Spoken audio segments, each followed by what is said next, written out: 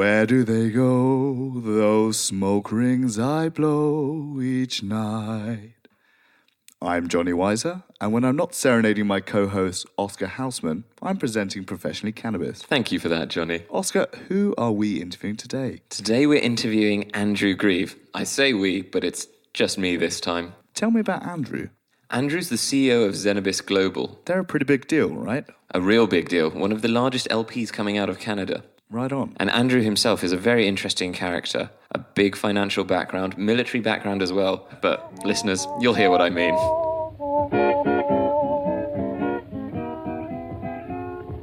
Where do they go, the smoke rings I blow each night?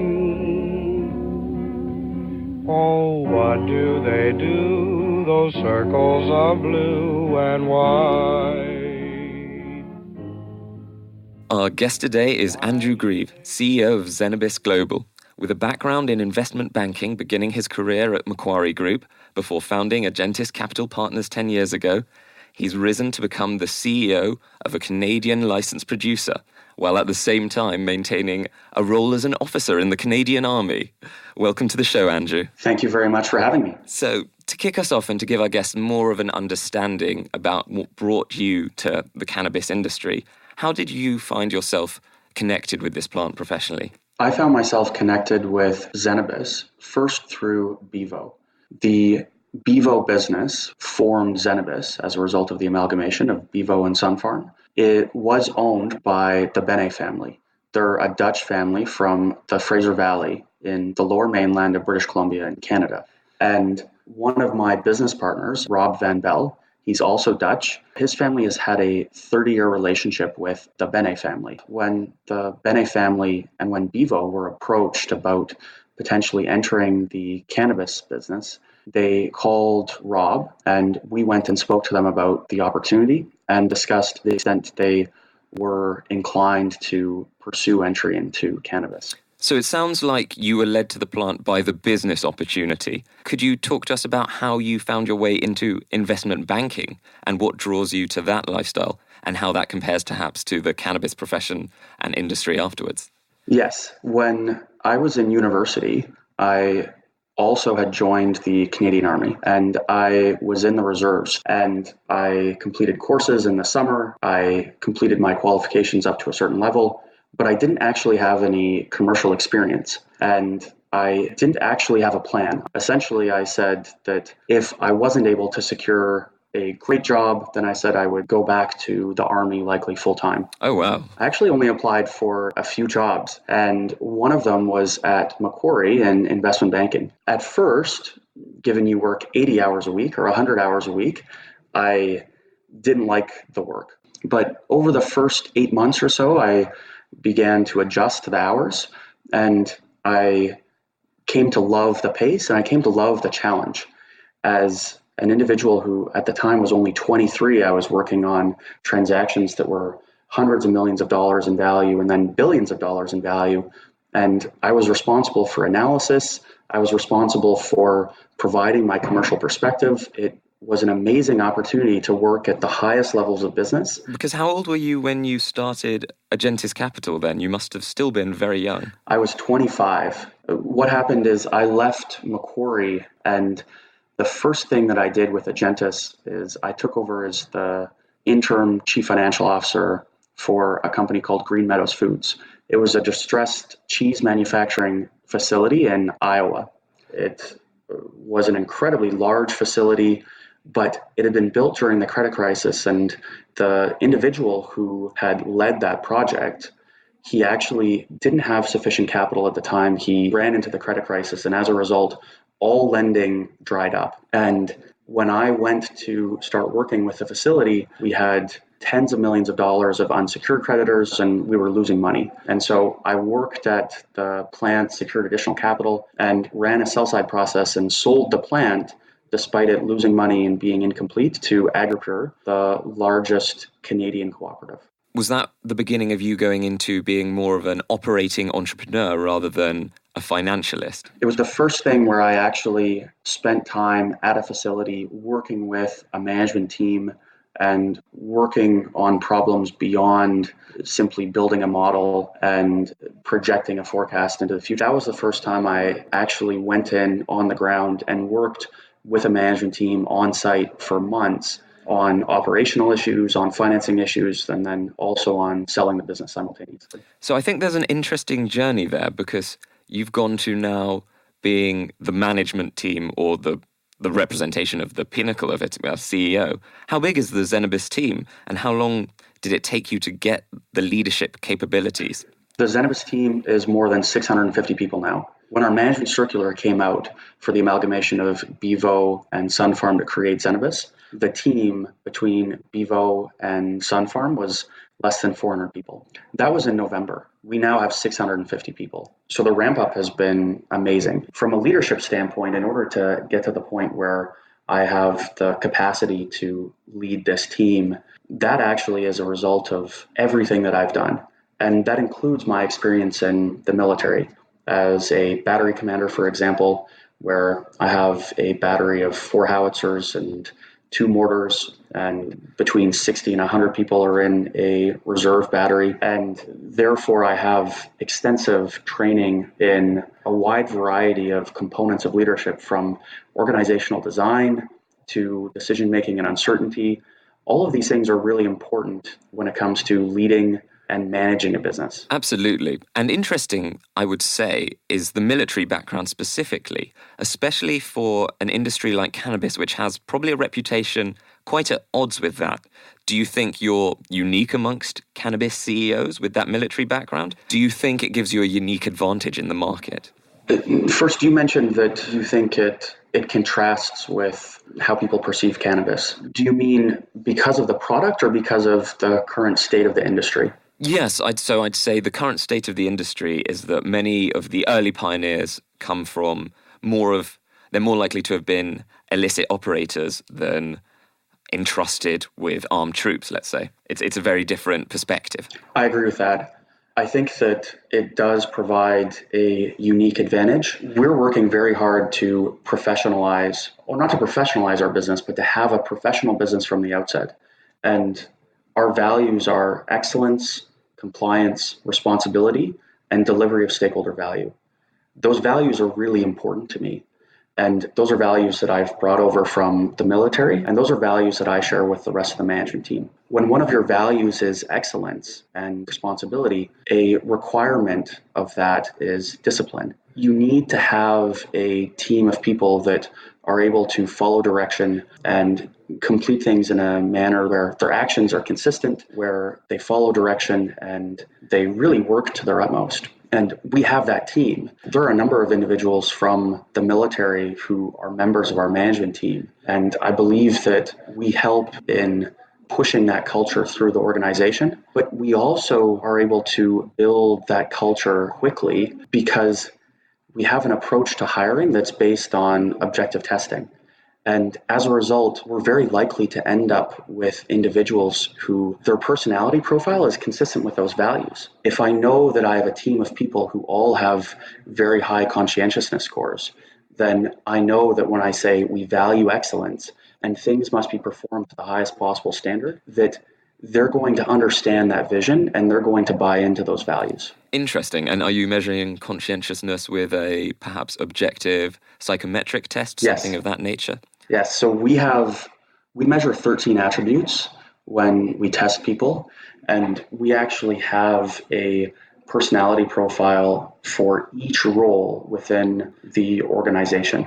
So we have a standard and we have a perspective on the type of person that should be in each role. A customer service representative needs to have low neuroticism because they can't have a really emotional response to a complaint. Someone who works in compliance needs to have a low agreeableness score because they can't bow to pressure from others within the organization. We've considered every single one of these 13 traits for each position that we have within the organization. It sounds very organized indeed. So let's talk a little bit about some of the results that the team's driven that you're most proud of. I think we've had a stack of press releases over the past couple months talking about things like the kombucha acquisition, generating capital from 8 Capital, and also something that I'm particularly interested in is a presence in Europe. I met some of your team at the inaugural lecture for the Centre for Medical Cannabis in London, and I know that you're sponsoring European Cannabis Week as well. So my question is,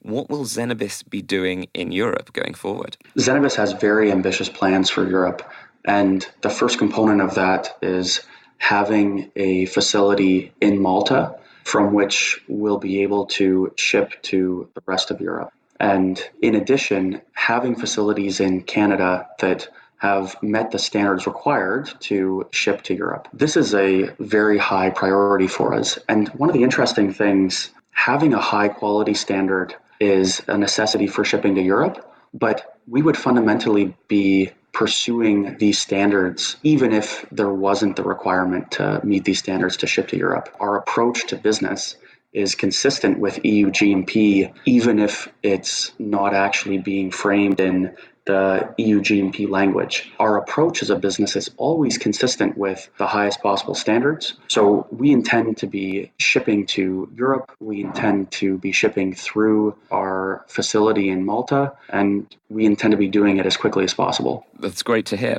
And I'd like to remain on the EU GMP point because it's one that comes up a lot.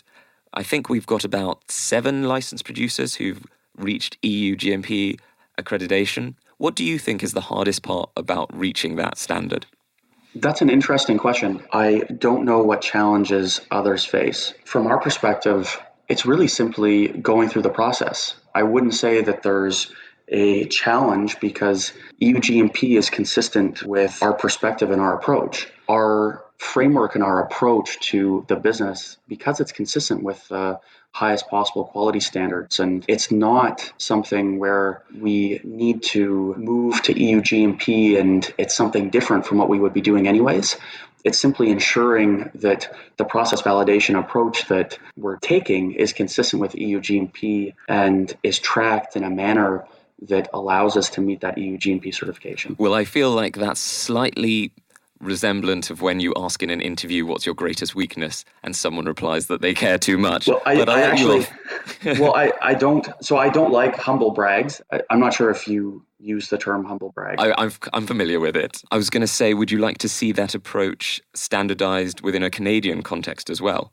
That bar to be lifted from Europe to the Canadian and North American regulations? I don't have a prescriptive perspective on that. I think that's a question for regulators. We're going to meet the highest possible standard, and we're going to constantly strive for improvement. So let's talk about some of that product and those excellence, because I know you've got in the pipeline deals with a kombucha maker, you've got your craft grow brands, and you've also got a deal for CBD for Pharmaco. With all these products coming out, how do you maintain that excellence across them? And which of them are you most personally excited about? In order to maintain excellence, it's really about having a process. It's about ensuring that you know what it is you're trying to achieve and you have the steps required to achieve it. And then you're measuring whether or not you're taking those steps and then measuring the outcome. There are 2 things on this point. One, you manage what you measure. And then the second thing is that you get what you inspect, not what you expect. To the extent as a member of a management team, you simply provide direction, then 1, you're not demonstrating sufficient interest in what your people are doing. 2, you don't actually know whether or not there are any shortfalls in terms of the approach. There's a reason why I'm here in Atholville on Good Friday. And the reason is because at currently our largest production center, at the moment, the hub of our business, I was here at the facility at 7:30 this morning and we started our walkthrough. We went through every single room and I had a sheet in front of me that looked at the plant count in each room, the strain in each room, the approach in each room. And it's interesting because I was talking to John Alexander, the facility manager here, and he said, I feel like we're doing better. And I said, it's not a feeling. It's not that you're just doing somewhat better. It's that the performance increase has been absolutely astounding. For someone who doesn't see the facility constantly, it's easy for me to observe the amazing level of improvement. And not only is it worthwhile for me to inspect the facilities and ensure that our operations are consistent with our intent, but by performing those inspections, I can also provide feedback. It sounds like quite an emotional response, although I see you as a leader more driven by a very rational way of working. Again, added to that, there's a lot of social justice or equality things about Zenabis, such as working with First Nations people. How do you balance quite a hard-nosed, logical operator with also doing what might be seen as sort of left field, happy-clappy stuff? My perspective is that they actually work in harmony. So one of our values, as I said, is delivery of stakeholder value. And delivering value for shareholders requires delivering value for employees, requires delivering value for the communities in which we operate. If we didn't have the right employees and we didn't have the support of our communities, then we wouldn't be able to deliver shareholder value. From a rational standpoint, these things work together. They're mutually supportive rather than mutually exclusive. And that's a rational response. Then from an emotional standpoint, I'm really excited when I'm able to tell the people who work for me and the people who work with me that they've done a fantastic job. That is one of the best feelings. When I was talking to Kevin in Vancouver last week, he said, "How am I doing? Are you happy?" And I said, "I have to be honest and tell you that given you're on time and on budget, I can't tell you that I'm just happy with your performance. I have to tell you that I'm ecstatic." He said, "That's really good to hear." As I said, yes, our approach is rational, but that doesn't mean that there isn't an emotional component to it. And instead of these things being mutually exclusive, I actually see them as being complementary.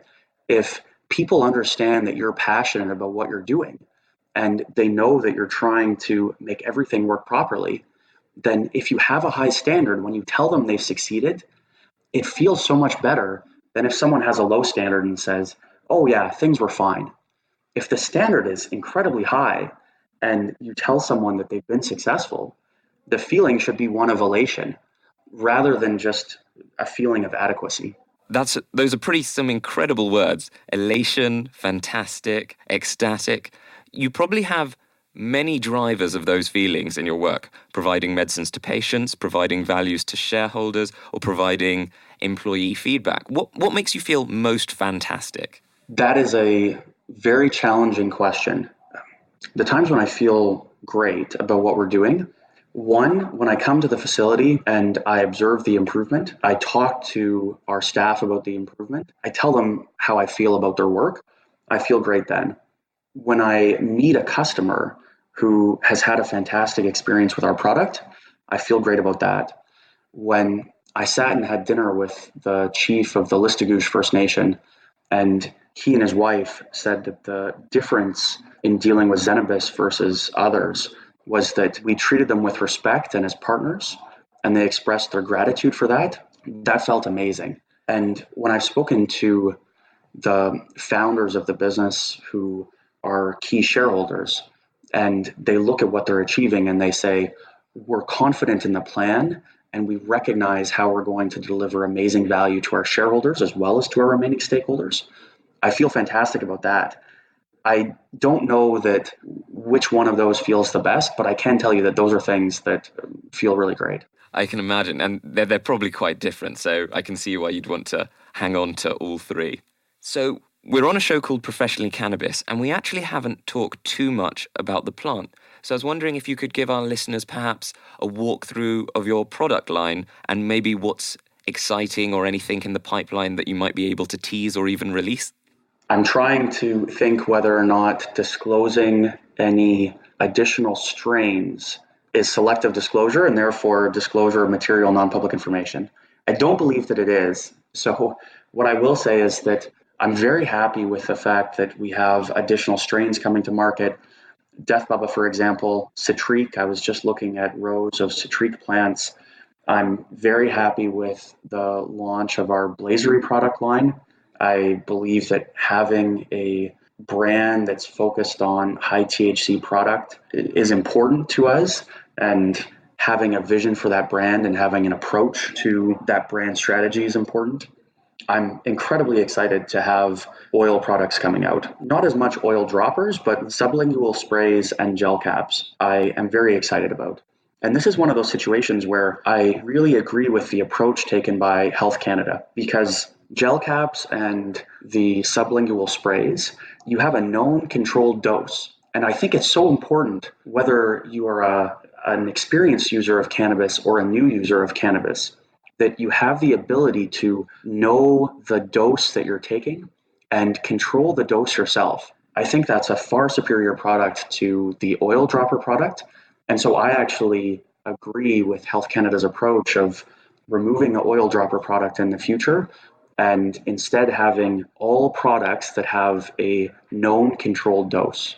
So would that be, for instance, a known dose via a spray? Correct. Yes, a sublingual spray where the dose of each spray is known and disclosed. So one of the products I mentioned earlier, and one that I wanted to talk about just because I think it's a really interesting trend, is your company's acquisition of Hillsborough, the producers of kombucha.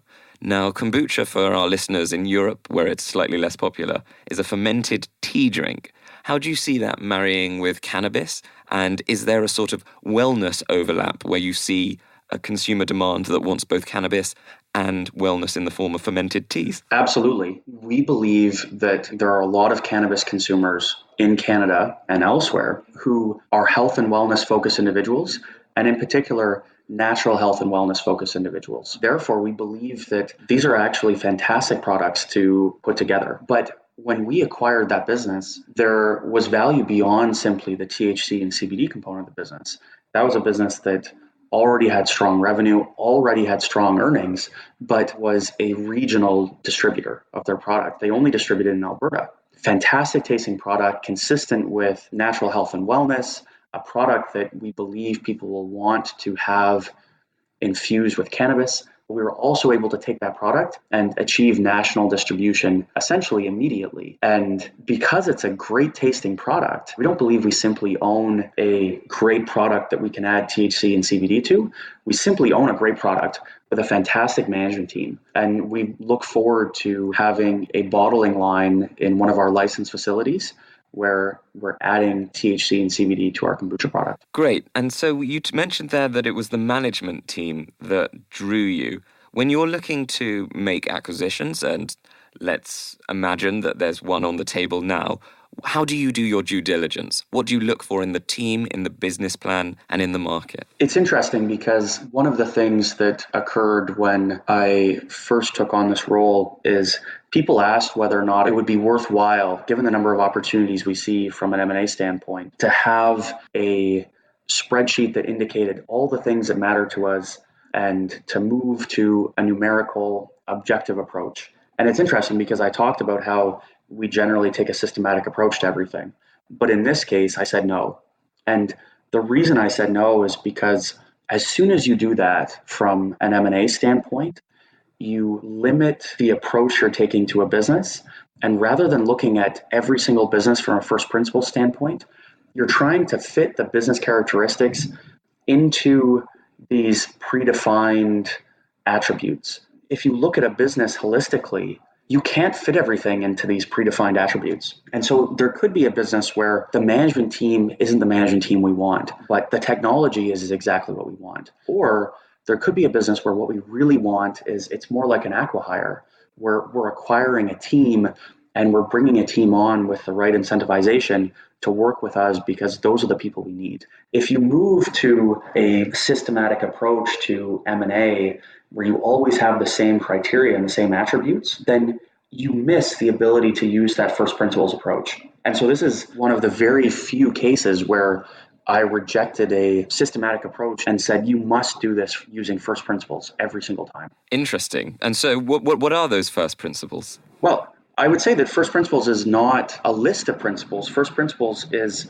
looking at a situation and examining it without any preconceived notion of what we want to achieve. When you look at an M&A opportunity, the first question then is, well, what truly is the opportunity? And then it's, does this fit into what we're trying to achieve? And then you can move on and say, well, how could I make this fit in? How could I make this work? How would this impact my broader strategy? But you have to start every conversation that far back in terms of the thought process, because the range of opportunities in this industry at the moment, they're so diverse that you can't look at any of those opportunities and know beforehand what you could potentially derive from them. There is no way to have a grid of what matters and have that apply to every company. So you were working with Zenabis before becoming CEO from about a year ago, I believe. What would you wish you'd known when you'd started out that would have changed the course or maybe accelerated things? I was not working with Zenabis a year ago. I was advising Bevo, and at that time we concluded that Sun Farm was the right partner for us. The list of things that I would have loved to have known is endless. Hindsight is 2020, but hindsight also generally isn't valuable, because when you evaluate a decision you made, it's not about whether or not that decision produced the outcome you wanted. It's about whether or not that decision was appropriate and valid given the information you had at the time. Those are very different ways of looking at things. There are many decisions that I've made over time where I didn't actually achieve the intended outcome, but that doesn't mean it was the wrong decision, because it was the right decision based on the information that I had at the time. The list of things that I wish I would have known is endless, but the real question for me is, with the information I had, should I have pursued more information before making a decision, or should I have made a decision based on the information that I had? So has your decision-making process not changed within that year? My decision-making process has potentially evolved slightly, but the decision-making process that I have has been built over years of experience in decision-making and uncertainty and evaluating risk and reward. The military involves decision-making and uncertainty. Army Staff College is about teaching you decision-making and uncertainty, looking at principles of risk and reward. Investment banking is about decision-making and uncertainty. And running a business in a competitive environment is about decision-making and uncertainty. And so I've developed an approach to decision-making and uncertainty over time, an approach to risk management, and an approach to evaluating risk and reward. That approach I modify from time to time based on new information, because I'm always updating. And I don't believe that the approach is ever firm and finalized, but I haven't made significant changes in the approach. For example, our strong preference, or my strong preference, is to value certainty, is to value a reduction in risk. And in many cases, the best opportunities in life are those with controlled downside and exceptional upside. It's almost impossible to find opportunities with no risk and exceptional upside. The opportunities to avoid are those with symmetrical downside and upside. If someone says that my risk of loss is equivalent to my potential gain, I don't want to pursue that opportunity. It's not worthwhile. You need to find opportunities with asymmetric risk and reward. And when we looked at this opportunity, that's exactly what we had found, an opportunity with asymmetric risk and reward. We know that we have the right team, the right assets to achieve success. So the approach that we took in putting these two businesses together to create Zenabis is consistent with that concept. So on the asymmetric risk point, have you not increased your own risk by not taking a salary and relying on the company being successful in 2021? Or is that for you not a risk at all? The question is, what have I foregone? And what's the value of that to me? From my perspective, I wouldn't value the incremental salary that I could have received. It is not meaningful to me as an individual. The firm that I previously ran, where I'm still a partner, but not an operating partner, we invested close to $5 million of our own funds in this deal. I'm not in a position where a salary will change my life, but I am in a position where, to the extent I've built alignment with shareholders, that's better for shareholders. And it demonstrates to them my confidence in success. But I also believe that that's appropriate when it comes to my responsibility. Responsibility is one of our values, and there's no better way to demonstrate that value than to say, I believe that I only deserve a reward to the extent we achieve success using objective measures. And therefore, if I can achieve superior alignment and communicate my confidence and communicate the value of responsibility to people by not having a salary, I actually think that produces a better risk-reward outcome, because the risk for me of the foregone salary is actually no risk. Well, that's a very interesting answer. I like the way you take everything that could be seen possibly as being kind and revert it into a rational decision rather than let it be led by your generosity. But I'll take that as your character. I think we've got time for one more question. So I'd quite like to know, do you have any contrarian views in the industry? Do you think something that perhaps most other people would disagree with?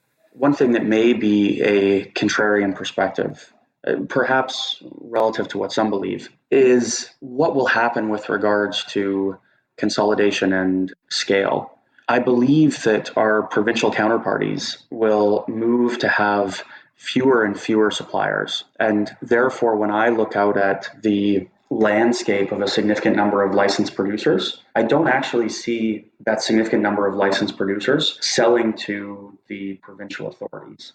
And as a result, I see malinvestment in companies that cannot achieve necessary economies of scale. Therefore, when I looked at this opportunity, I said, we must achieve scale. There's not an option whereby we build a modest business. There's no purpose of building a modest business in this industry, because whether you build a very ambitious business or a modest business, there are a lot of things you still need. And in order to have long-term relationships with provincial counterparties, my perspective is that we also need to have a certain scale. So I simply don't see there being a long-term opportunity for the smallest participants in this industry unless they have a certain specialized approach. Very interesting. I think that's a nice line to leave our viewers with, that ambition is going to be what drives this industry forward. Thank you very much for appearing on our podcast, Andrew. Thank you very much. It was absolutely fantastic, and I'm very appreciative of the fact that you were willing to take the time to speak to me. Where do they go, the smoke rings I blow each night? Oh, what do they do, those circles of blue and white? Well, listeners, if you enjoyed my serenading at the top of the episode, please like. If you found the interview interesting, please subscribe. And if you want Oscar to serenade me on a future episode of Professionally Cannabis, please share with everybody you know.